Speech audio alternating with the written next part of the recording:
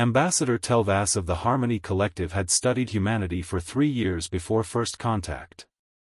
His reports to the council were glowing: a species that had unified their world, eliminated poverty, and reached for the stars with songs of peace and cooperation. Their literature spoke of love, their art celebrated unity, and their diplomats extended friendship to every species they encountered. The collective voted unanimously to welcome humanity as a Tier 1 civilization, a status reserved for the galaxy's most enlightened species. The welcoming ceremony on the collective's homeworld of Serenity Prime was magnificent. Human delegates arrived with gifts, music, poetry, and a comprehensive digital archive of Earth's history and culture. Telvas accepted it with joy, eager to learn more about these kindred spirits. He began reading that very night. The first files were wonderful, accounts of human art, philosophy, and scientific achievement. But Telvas was thorough.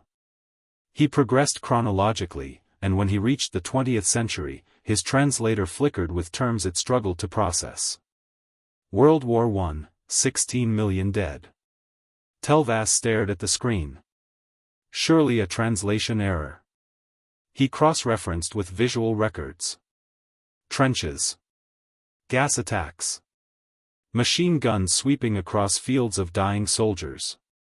He watched grainy footage of young humans charging into certain death, ordered forward by others of their own species. His hands trembled as he continued reading. World War II, estimated 70 to 85 million deaths. The number was incomprehensible. The collective's deadliest conflict in recorded history had claimed 3,000 lives over 50 years, a tragedy that still haunted their culture. But humans had killed 85 million of their own in 6 years? Telvas read about industrial death camps, cities obliterated in nuclear fire, entire populations starved and slaughtered. He learned terms that made his blood cold: genocide, blitzkrieg, kamikaze, carpet bombing. Between these two wars, separated by barely 20 years, humanity had killed 100 million of themselves. But they hadn't stopped there. Korea, Vietnam, Rwanda, the Balkans, Cambodia. A seemingly endless cascade of conflicts, each with its own horrifying innovations in organized violence. Humans had weaponized disease, psychology, starvation, and ideology itself. Dawn found Telvas still reading, his skin pale with shock. He discovered humanity had built enough nuclear weapons to destroy their own planet dozens of times over, and aimed them at themselves. For decades, they had lived under the threat of self-annihilation, accepted it as normal, and kept building more weapons. The emergency council session convened within hours. This must be propaganda, Councillor Miraeth insisted. No species could do this to themselves and survive. Telvas projected the images.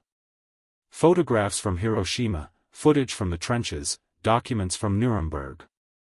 The council chamber fell silent. "They're monsters," someone whispered. "No," Telvas said quietly. "They're still here. That's what terrifies me."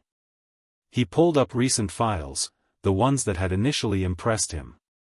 The humans who had unified Earth, who had abolished war among themselves, who now explored space with optimism and cooperation. These are the same species, he continued. The ones who built death camps also built hospitals. The ones who dropped atomic bombs also created the United Nations. They experienced horrors that would have destroyed our civilization, and they chose to be better. Councillor Zentar, eldest of the council, studied the human delegates' profiles. Scientists, artists, peacekeepers. What changed them? They changed themselves, Telvas replied. They looked at what they'd done, the abyss they'd created, and collectively decided, never again. Not perfectly, not all at once, but they tried. Should we fear them? Miraeth asked. Telvas considered carefully. We should respect them. They know what we don't, what it costs to build peace from ashes. They've seen the worst of what sentient beings can do, and chose the opposite. That doesn't make them perfect, but it makes their commitment to peace more valuable than ours. He paused, then added, the collective has never been tested. Humanity was tested by fire and chose to grow beyond it. They know the true price of peace because they've paid it in blood. The council debated for days. Some wanted to revoke humanity's Tier 1 status. Others argued for caution, even quarantine. But Telvas had noticed something in those dark archives: humanity's capacity for violence was matched only by their capacity for compassion, sacrifice, and redemption. They had created unimaginable horrors, then worked tirelessly to ensure such horrors never happened again.